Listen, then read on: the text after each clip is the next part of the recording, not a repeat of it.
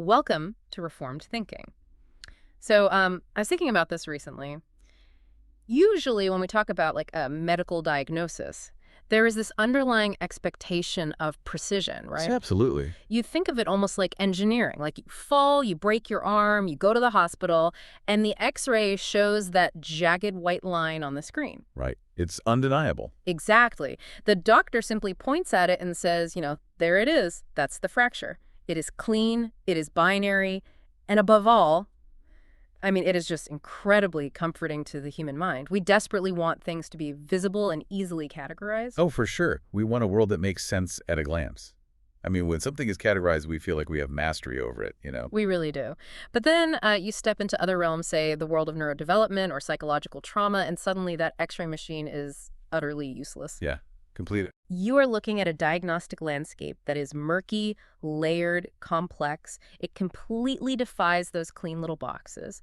And I was thinking about this because, well, we take their exact same desire for clean binary categories and we inevitably apply it to how we view God. Oh, man, we do that constantly. Constantly, specifically how we view Jesus Christ.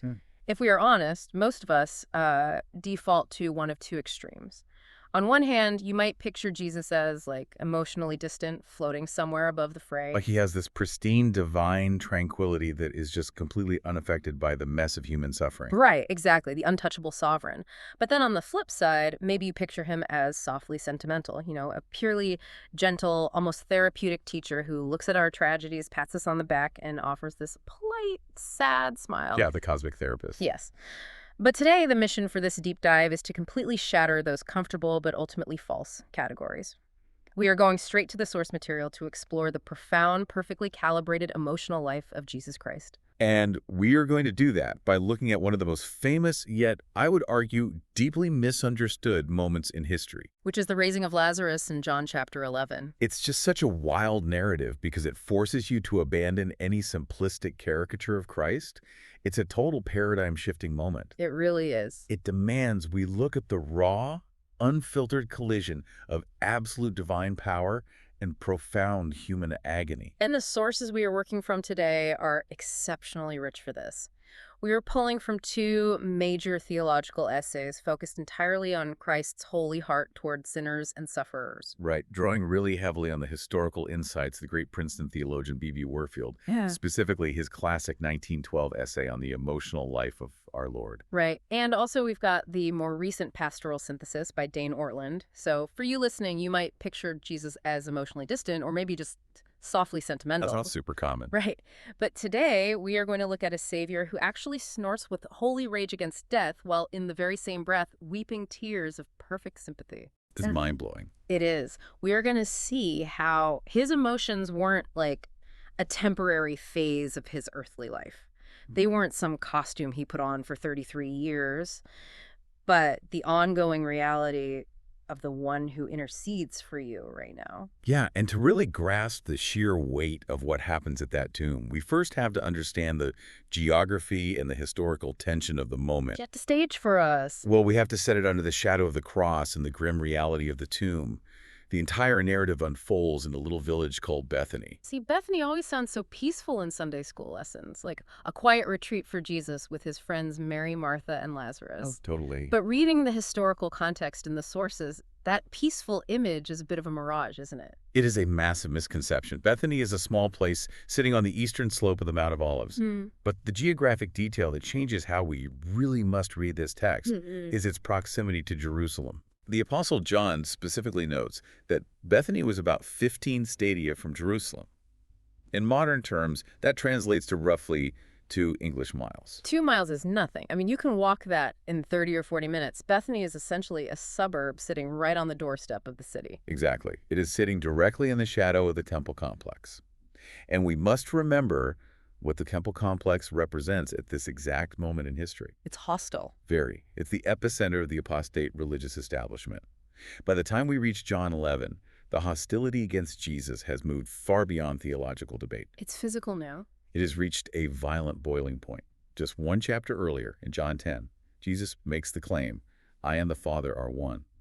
And the religious authorities literally pick up stones to execute him for blasphemy, right there in the temple colonnade. Wow. Yeah. Jesus has to withdraw across the Jordan River, putting a significant geographic barrier between himself and the authorities, just to avoid premature assassination.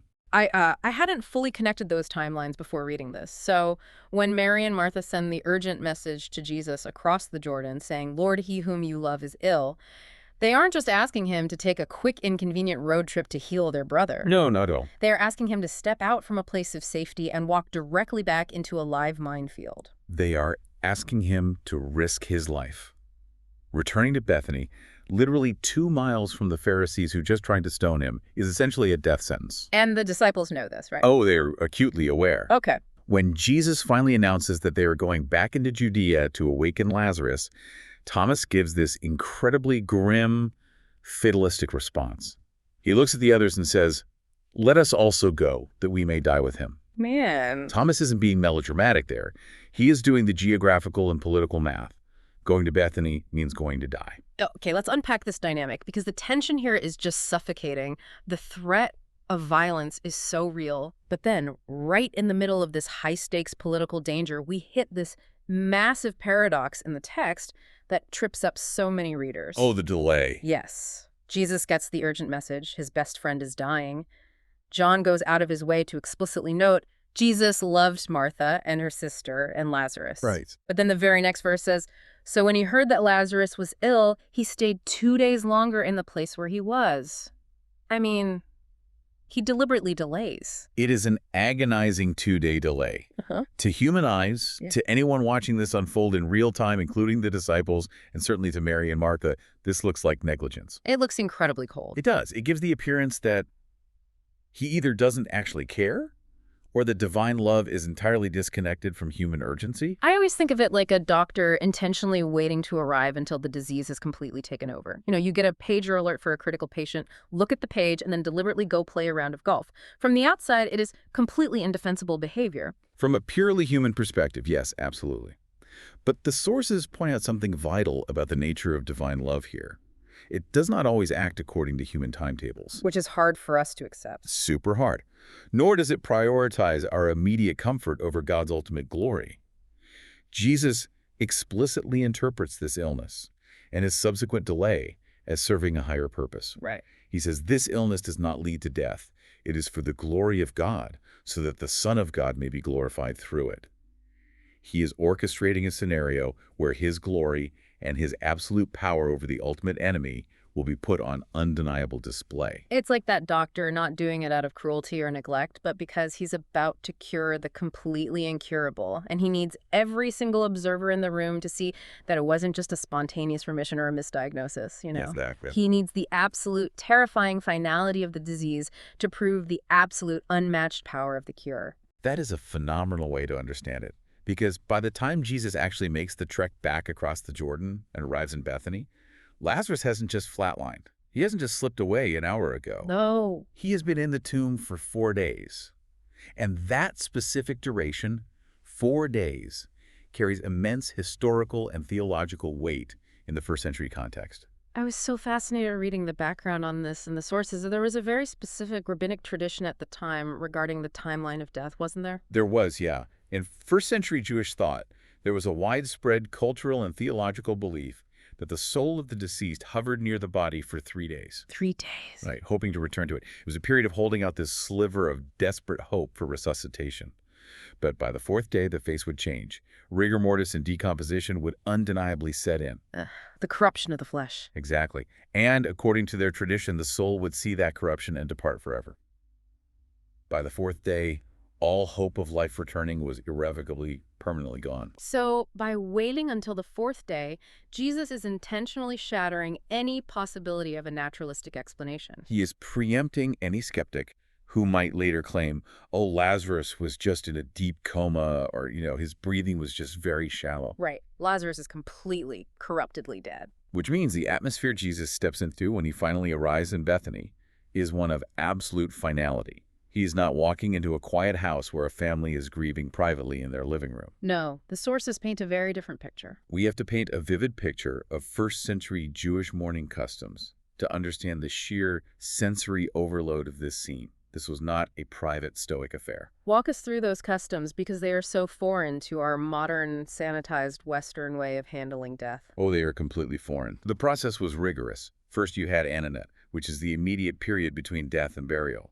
And because of the hot Middle Eastern climate, burial usually happened the exact same day. Wow, that fast. Yeah. Then, after the burial, the family entered Avalut, the broader period of mourning, which included Shiva, a 7-day period of deep, inescapable corporate grief. Corporate, meaning the whole community. Exactly. During Shiva, the bereaved would sit on the floor, they wouldn't wash, they wouldn't wear leather shoes, they wouldn't work, and the community was obligated to come and sit with them. And the sources mention this involved hired professionals as well. I was completely shocked reading this. They actually hired professional mourners. How did that even work? Right. So the Mishnah, which codified Jewish oral traditions, dictated very strict rules about this. It stated that even the absolute poorest man in Israel, upon the death of his wife, was obligated to hire at least 2 flute players and 1 professional wailing woman to lead the lamentations. Even the poorest man. So for a prominent family like Lazarus's. The number would have been much higher. So you have to imagine the scene Jesus is walking into. Bethany is crowded. Religious leaders and friends have poured down that 2-mile road from Jerusalem to console Mary and Martha. And it's loud. Incredibly loud. The air is thick with the dissonant, piercing sound of mourning flutes. There are women whose literal paid profession is to scream, to wail, to tear their garments, and to pull their hair. That is just a lot. The grief is loud, it is public, it is chaotic, and it is entirely inescapable. It is an auditory assault of despair. It is the overwhelming, deafening sound of death winning. And this is the environment Jesus walks into. He sees Mary weeping at his feet, and he sees the crowd of Jews who came with her also weeping and wailing.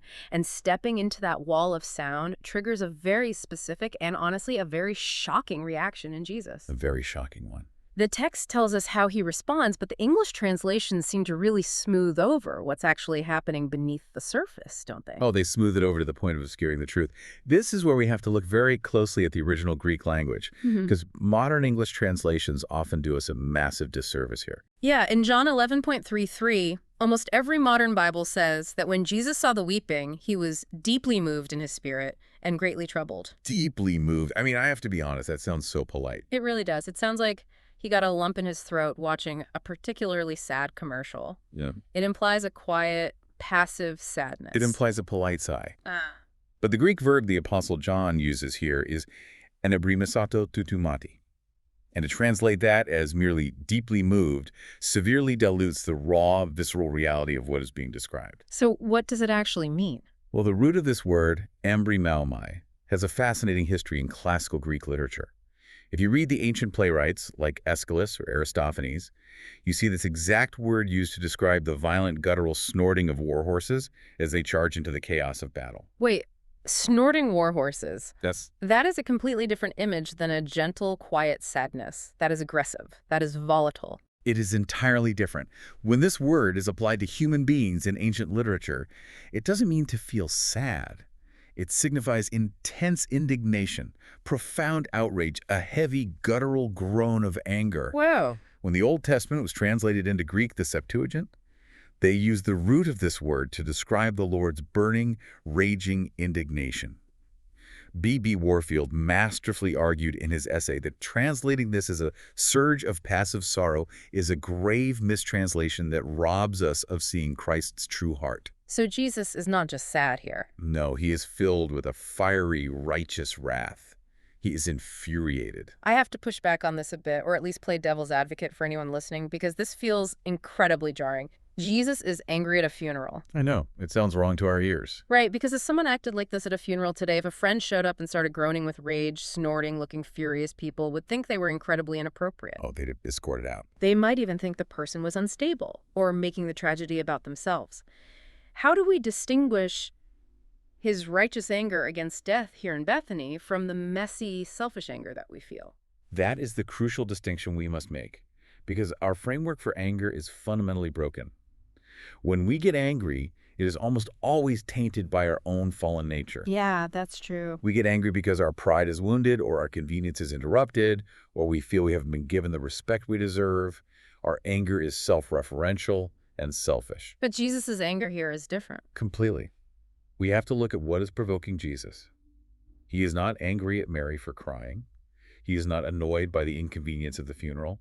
He is looking at death itself. Death as the enemy. Yes, he is looking at the wage of sin. Mm. He is looking at the weapon of Satan that has absolutely ravished God's original good creation. He's looking at the unnatural intruder. Precisely. In the biblical worldview, death is not a natural part of the life cycle. It is not the beautiful circle of life like a Disney movie. Right. It is an invader. It is a curse. It is the penalty for cosmic rebellion.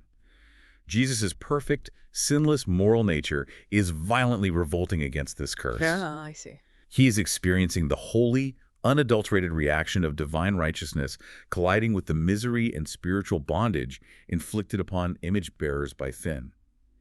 As John Calvin famously commented on this passage, Christ doesn't come to the sepulchre as a helpless spectator, Yeah. but as a champion who prepares for conflict. A champion preparing for conflict. That reframes the entire scene. He is the warrior stepping onto the battlefield, and the snort of indignation is him sizing up the enemy. Exactly. And there's another phrase right next to this in the text that highlights how much in control he is of this reaction. The text says he troubled himself. The Greek is erakrax and huton, right? Yes, and that reflexive pronoun, he troubled himself, is profoundly significant. Most of our translations say he was troubled, as if the emotion washed over him and took him captive, like a wave knocking him over on the beach. But it's active. Right. The active voice means he deliberately summoned this holy indignation. He wasn't involuntarily mastered by his swellings. He knowingly gave himself over to this holy disturbance because it was the perfectly appropriate moral response to the horror of death. He is the absolute master of his emotional life, yet he chooses to engage fully with the horror. If we connect this to the bigger picture, it violently collides with Hellenistic philosophy. Yeah, I was reading that section on the Stoics in the notes, and it struck me how much this narrative completely obliterates how the ancient world viewed divinity. The Greco-Roman ideal for a god was something totally different than a champion snorting with rage. Oh, completely. For the Greek philosophers, particularly the Stoics like Seneca or later Marcus Aurelius, the absolute ideal for both the gods and for the enlightened man was apatheia. And that doesn't mean apathy in the way we use it today, right? No, not apathy in our modern sense of laziness. It meant a state of total impassivity, complete detachment, absolute freedom from any emotional disturbance. The idea that to be perfect is to be unbothered. Exactly. To the Greeks, if a divine figure experienced turmoil or grief or anger, it was a sign that they were subject to changes in the material world. It was a sign of weakness, vulnerability, imperfection. Right. A god was supposed to look at human tragedy with cold, unruffled detachment, like a philosopher watching ants on a sidewalk. The Stoic wise man sought to emulate this by excising emotion from his life entirely. And we still idolize that today, don't we? Oh, 100%. You look at modern Silicon Valley stoicism or those alpha male podcasts that tell men that showing emotion is a lack of control. We still equate detachment with strength. We really do. And yet here is the creator of the universe standing in the dust of Bethany, literally shuddering with rage against death. He is actively, deeply moved. He is entirely engaged with the horror of the situation. He explodes those philosophical categories entirely. The God of Scripture is not Aristotle's unmoved mover. He is the covenant-keeping God who actively feels for and goes to war for his suffering people. His anger isn't the lack of control. It is the ferocious protective instinct of perfect love. Here's where it gets really interesting, because this brings us to perhaps the most incredible paradox in this whole story. Oh, yeah. Because right next to this warlike, snorting rage, we see something else entirely. We see the silent tears of perfect compassion. We arrive at the shortest verse in the English Bible. Jesus wept. Idakrasin ho iousus is incredibly brief, just 2 words in English, 3 in Greek, but it contains an absolute ocean of theological comfort. And again, the specific words used here matter so much because the crowd is weeping, Mary is weeping, and Jesus is weeping, but John deliberately uses 2 completely different Greek words to describe what's happening. He does, and the contrast is breathtaking. When John describes Mary and the professional mourners weeping in verse 33, he uses the verb kleshu. And what does klesh imply? This refers to loud, audible wailing. It's lamentation, sobbing, screaming, the unbridled outward expression of deep grief that we talked about earlier with the mourners. Okay, so that's the crowd. But when John looks at Jesus in verse 35, he deliberately shuns the word kleo. He uses dakri, which is derived from dakrion, meaning simply a tear. So Right. He's not joining in the wailing. He's not participating in the chaotic shrieking of the hired mourners. No. Dacry signifies the silent, dignity-filled shedding of tears. Jesus isn't indulging in hysterical screaming. Silent tears of deep, genuine human love and compassion are flowing down his cheeks. He is feeling the agony of bereavement with a purity and a depth that we, as fallen humans who are blinded and calloused by our own sin, can't even fully comprehend. His compassion is perfect. But this introduces a massive logical puzzle for me. We know Jesus is omniscient. He knows exactly what he is about to do. Right. He literally delayed 2 days specifically so he could raise Lazarus from the dead and display God's glory. In 5 minutes, Lazarus is going to be breathing again. He's going to be hugging his sisters, taking off his grave clothes, walking home to eat dinner. Yep. Jesus knows the happy ending is literally seconds away. So why is he crying? That is the mystery that trips up so many people, because we assume that if you have sovereign control, and if you have foreknowledge of the victory, it must short-circuit your human empathy. Yeah, that makes sense logically to us. We think, well, if he knows he's going to fix it, the current pain shouldn't bother him at all. But that is a projection of our own limitations onto God. I always think of it like watching a movie I've seen a dozen times. If I know the hero gets saved in the end, I usually don't cry during the tragic middle act because the suspense is gone. I know it all works out. I'm detached from the present pain because of my future knowledge. Right, but Jesus' knowledge of the coming miracle does not make the present sorrow of Mary and Martha unreal or invalid. He doesn't look at their tears and say, "Oh, stop crying, you're being ridiculous, you have no idea what I'm about to do." He doesn't dismiss their pain just because he is about to relieve it. He enters their grief from within. That is so profound. His sovereignty does not make him emotionally distant. He validates the agonizing reality of living in a broken, death-cursed world. He cries because his friends are broken-hearted, and their broken hearts break his. So he is holding this furious, warlike rage against the cause of the suffering, the cosmic enemy of death and sin, while simultaneously holding this bottomless, tender compassion for the sufferers. Exactly. And the relevance of this for you, the listener, right now, cannot be overstated. When you are in the valley of suffering, when you are standing at a literal graveside, when the biopsy comes back malignant, or when your life is completely fallen apart, Christ does not look at your tears with annoyance. No. He doesn't roll his eyes at your weakness. He doesn't offer a cold, stoic command to just have faith and get over it. He grieves with you. Wow. He enters the agony with you, even as he is actively working out his sovereign, glorious purpose through it. That completely changes how you pray when you're hurting. You aren't praying to a brick wall of sovereignty. You're praying to someone who wept. But if we pull back, this brings up a pretty profound theological dilemma. If Jesus is the eternal God, and God as a spirit doesn't have a physical body or tear ducts, how exactly is the creator of the universe crying physical salt tears in the dust of Bethany? We need to look at the theological bedrock of all of this, which is the reality of our flesh in heaven. This is where we have to anchor these beautiful emotional observations in historical confessional orthodoxy. Because if we get the nature of Christ wrong here, we lose all the comfort. Right. The early church had to fight bitterly to clarify this, culminating in the Council of Chalcedon in AD 451. AD 451. The church fathers wrestling with the mechanics of the incarnation. How Jesus can be both God and man at the same time without the whole concept imploding. Yes, there were various competing theories at the time. You had Nestorianism, which basically argued there were two separate persons inside Jesus, a divine person and a human person kind of taking turns driving. The timeshare. Exactly. Then you had Eutychianism, which argued that his human nature was swallowed up by his divine nature, like a drop of vinegar in the ocean, creating a new hybrid nature. Okay, so that's out too. Right. The Council of Chalcedon rejected all of that. They formulated what we call the hypostatic union. They confessed that Christ is truly God and truly man, one single person possessing two distinct natures. And crucially, they said, these two natures are united without confusion, without change, without division, and without separation. I always try to visualize this. Without confusion means his divinity and humanity aren't mixed together into some third thing like a demigod smoothie. He's not Hercules. Correct. He's not a hybrid. Yeah. And without division or separation means you can't carve him up and say, okay, this is the divine Jesus doing a miracle, and this is the human Jesus crying. It's all him. The one person, the eternal Son of God, acts according to both natures. So when we see Jesus crying in John 11, we're not seeing a theatrical performance projected by a divine spirit. His grief, his agitation, his physical tears, they belong to a true, genuine and human soul and body. Yet the person experiencing them is the eternal Son. Which means he didn't just put on a human meat suit for 33 years. He didn't just pretend to be a man. Exactly, and treating his humanity as an illusion is an ancient heresy called Docetism. Docetism taught that Jesus only seemed or appeared to be human. Seemed, right. The underlying Greek philosophy taught that physical matter was inherently evil or beneath God, so God couldn't possibly contaminate himself with physical flesh. They believed his physical body and his human emotions were just an optical illusion. But the Apostle John wasn't having it. No, John was actually fighting against early protoforms of this exact heresy when he wrote his gospel and his epistles.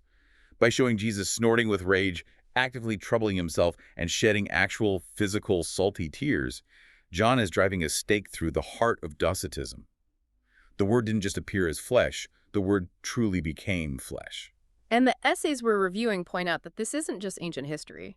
We might not use the word Docetism today, but there is a modern functional version of this heresy that infects a huge portion of the church today. Yeah, the sources refer to it as modern functional evangelicalism, which often harbors a functional Docetism regarding the ascended Christ. Oh. A lot of Christians today functionally believe that when Jesus ascended into heaven after the resurrection, he essentially took off his humanity like a heavy winter coat. They imagine that he went back to being an ethereal, glowing, disembodied spirit. We picture him dissolving into light and sitting on a cloud. Right. But we have to grasp this reality. The ascension did not reverse the incarnation. Let that sink in. The ascension did not reverse the incarnation. He rose bodily. He ate fish with his disciples after the resurrection. He ascended bodily. He sits at the right hand of the Father right now in the exact same glorified humanity in which he rose from the dead. Which is incredible. Which means his emotional life, the profound compassion we see at Lazarus' tomb, is not a historical artifact. It's not an obsolete phase of his existence that he grew out of. It is the permanent, ongoing reality of the mediator who represents you right now. That brings such weight to the book of Hebrews. Hebrews chapter 4 says we have a high priest who actually sympathizes with our weaknesses because he was tempted in every way as we are, yet without sin. Yes. What's fascinating here is that the church does not pray to a former man who has retreated into the cold isolation of distant divinity. We have our own flesh in heaven. Our own flesh. The same heart that broke for Mary and Martha is the heart that receives you when you come to him weary, ashamed, or terrified. Think about it like this. It's like a lawyer analogy. Imagine you are on trial for your life, facing a brutal, terrifying prison sentence, and you are assigned a lawyer. A standard lawyer might know the law perfectly. They might argue your case brilliantly. They might even feel a professional pity for you. Sure. But at the end of the day, when court adjourns, they pack their briefcase and go home to their comfortable house and their comfortable life. But what if your lawyer had actually served the exact same prison sentence you were facing? Wow. Yeah. What if they had sat in that exact concrete cell, felt that exact cold floor, eaten that exact terrible food, and endured the exact same isolation? Their advocacy for you wouldn't just be professional or academic. It would be incredibly fiercely personal. They would fight for you with the passion of someone who knows exactly what it feels like to be in the dark. That is a profound way to look at the intercession of Christ. His advocacy for us is born of intimate personal solidarity with our suffering. He doesn't just know about human pain conceptually, he knows it experientially. He bore it. But that transitions us to the next critical phase of the narrative. Because Christ doesn't just stay in the realm of empathy and emotion. Sympathy without power is ultimately tragic. He moves from sovereign command to effectual life. Right. The tears are flowing, the holy wrath is burning in his chest, but Jesus doesn't just stand there crying with the mourners forever. He takes action. He moves toward the tomb. It's a cave, and a stone lay against it. And this is where the gritty, inescapable physical reality of death confronts them again. Jesus issues a staggering command, take away the stone. Yeah. And Martha, who is deeply practical, immediately objects. She says, Lord, by this time there will be an odor, for he has been dead 4 days. I appreciate Martha so much in this moment. She is not being faithless. She is just stating the ugly, realistic biochemical facts. Jesus, it's going to smell terrible. The body is rotting. Please don't expose us to this. Her objection is crucial to the narrative because it cements the undeniable physical reality of the situation. There is no trickery here. There is no illusion. Corruption is set in. There's no escaping it. But Jesus reminds her of his promise. Did I not tell you that if you believed, you would see the glory of God? So, despite the horror of it, They roll the stone away. And the stench of death wafts out. It must have been overpowering. And then Jesus does something interesting. Before he performs the miracle, he prays out loud. He looks up and says, "Father, I thank you that you have heard me." Why does he pray publicly like this? Why not just do the miracle? The sources clarify that he prays publicly to prove the absolute unity of the Godhead. He is proving that he is not acting as a standalone magician or a rogue prophet drawing on some unknown dark power source. Right. He says explicitly, "I knew that you always hear me, but I said this on account of the people standing around that they may believe that you sent me." He is showing that his will is perfectly united with the Father's will. The Father isn't reluctantly granting a favor to a subordinate. The triune God is acting in perfect, eternal harmony to conquer death. Exactly. The incarnate Son acts as the mediator in perfect, obedient communion with the Father. And then, after the prayer, comes the climax of the entire narrative, the command. A moment. Jesus cries out with a loud voice, "Lazarus, come out!" Lazarus, come out! Man, it gives me chills just thinking about the authority in that voice echoing into the dark cave. Yeah. And there's that famous observation by John Chrysostom about this exact moment, why Jesus used Lazarus' name. Yes, Chrysostom, one of the great early church fathers, pointed out something brilliant regarding the sheer power of Christ's word. He noted that Jesus had to use Lazarus' specific name. Because if he didn't... If Jesus had just walked up to a graveyard and yelled, "Come out!" the sheer sovereign authority of his voice would have emptied every single grave on planet Earth. He had to specify Lazarus to keep the general resurrection from happening ahead of schedule. Because his word doesn't just ask for a response, it creates the reality it commands. That is the theological core right there, and it brings us to a massive concept in theology, effectual calling. The word of Christ creates the life it commands. The dead man hears the voice because the voice itself imparts the life required to hear it. Let's unpack that. Think about it logically. Lazarus didn't hear Jesus and think, should I get up? Do I want to cooperate with this? Dead men cannot cooperate. Dead men don't do anything but rot. It's total inability. Precisely. Total depravity, total inability. And this physical resurrection is a perfect, tangible mirror of spiritual regeneration. When we talk about salvation, about being born again, the Apostle Paul says in Ephesians that we are spiritually dead in our trespasses and sins. Right. A spiritual dead person cannot cooperate with God's grace any more than a physically dead Lazarus could walk himself out of the tomb. So we aren't spiritually drowning men needing God to throw us a life preserver that we have to reach out and grab. We are spiritually drowned men at the bottom of the ocean. Yes. Salvation is entirely the sovereign, monergistic work of God. Monergism means one party working. Life proceeds solely from the voice of the Son. Okay, wow. Sinners are made alive by divine grace, not by their own autonomous ability or their own free will, choosing to cooperate with God. The command of Christ is effectual, meaning it actually brings about the effect it demands because the speaker is the resurrection and the life. That completely strips away any pride we might have in our own salvation. We are Lazarus. We were rotting in a spiritual tomb, completely unresponsive, until Christ called our specific name and gave us a new heart. Exactly. So what does this all mean when we look at the mechanics of the resurrection? There's a fascinating detail in the text about the grave clothes. Lazarus waddles out of the tomb, and he is still wrapped tightly in his linen bandages, his face covered with a cloth. Yeah. Jesus has to tell the crowd, unbind him and let him go. But later on, when Jesus resurrects on Easter morning, Peter and John look into his empty tomb and see his grave clothes neatly folded and left behind. Why the difference? It's a beautiful, profound contrast. Lazarus retains his burial cloths and needs help taking them off because his restoration is temporary. He has been brought back to mortal life in this present fallen age. Oh, I see. He is going to need to be buried again someday. His resurrection is a resuscitation. But when Jesus rises from the dead, he rises into eternal, indestructible life. He leaves the grave clothes behind because he will never, ever need them again. He conquered it. He has conquered death permanently, not just postponed it. Lazarus' resurrection is a sign pointing to the reality. Jesus' resurrection, the final cosmic victory. We can analyze the history, the Greek words, and the theology of the resurrection all day long, but this really has to land in our actual lives. It does. The sources challenge us with a really pointed application.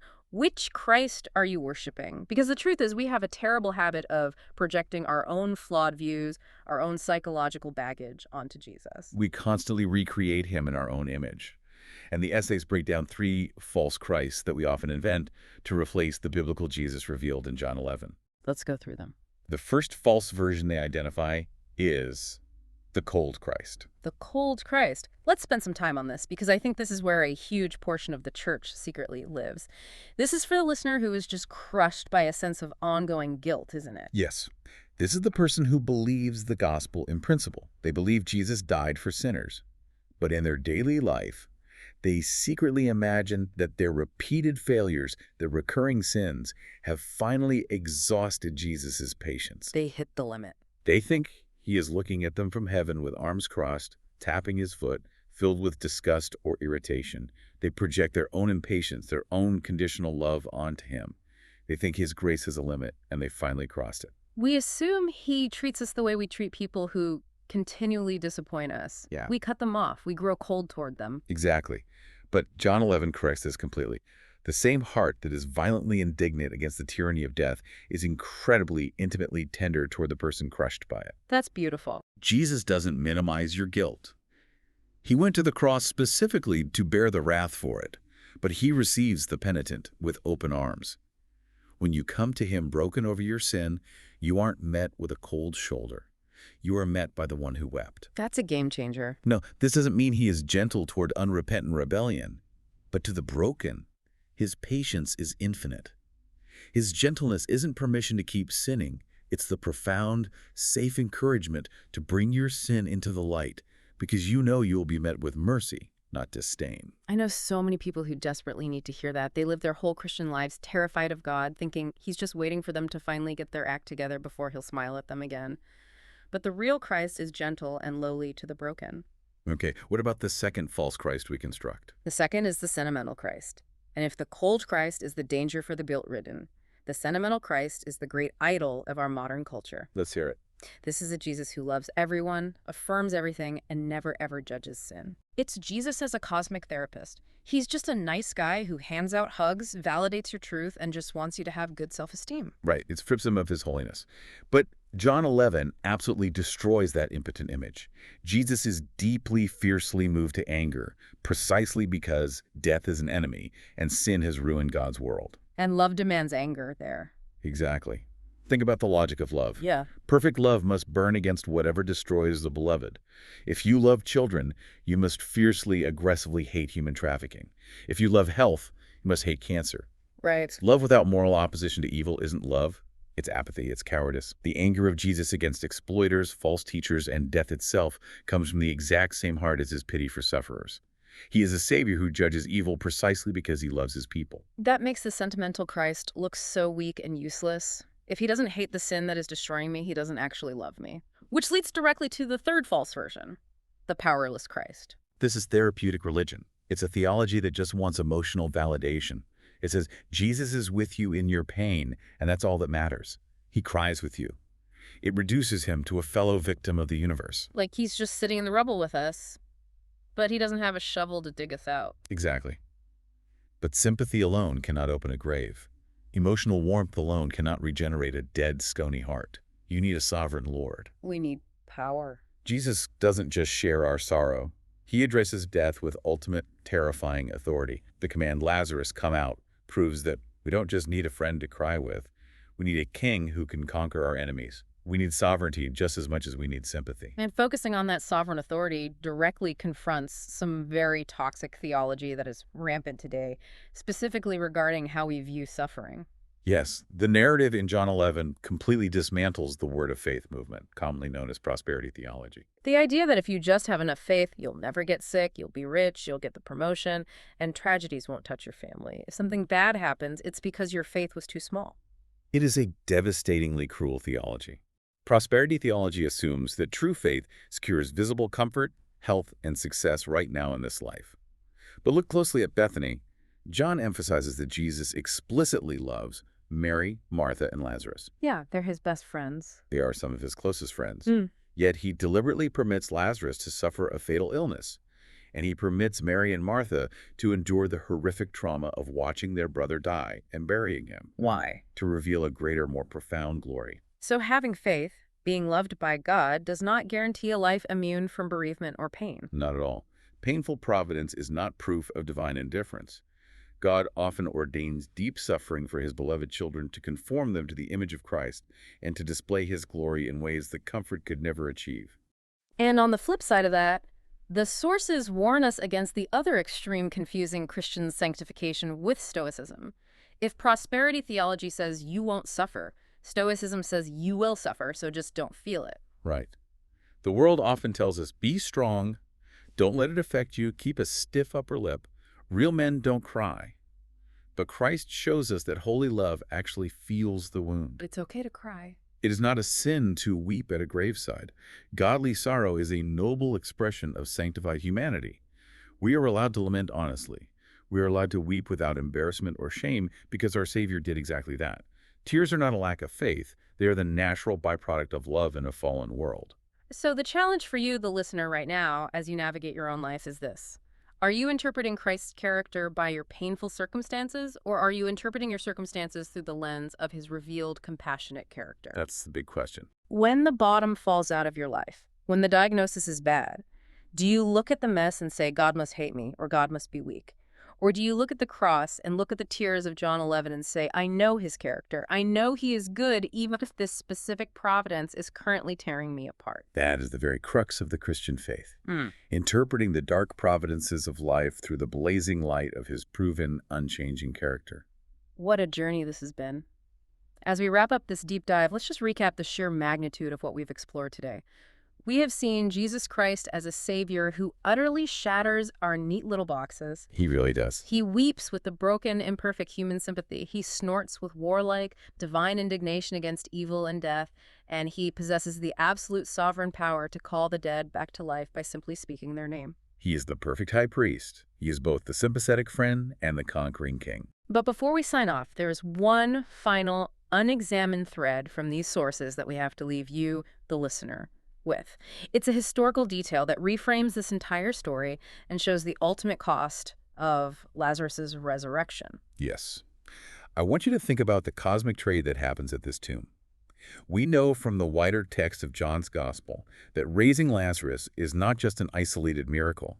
It is the exact precipitating event that pushes the Pharisees over the edge. Oh. When word gets back to Jerusalem about what happened at Bethany, it's the moment they convene the council and officially decree that Jesus must die. It's right after this that Caiaphas, the high priest, unwittingly prophesies. He says it is better that one man should die for the people rather than the whole nation perish. Exactly. By standing in front of that cave and calling Lazarus out of the tomb, Jesus was essentially signing his own death warrant. He traded places. He willingly, knowingly stepped into the crosshairs of death so that his friend could step out of it into life. He didn't just conquer death from a safe, transcendent distance. He let it swallow him so he could break it from the inside out. So as you go about your week, consider this.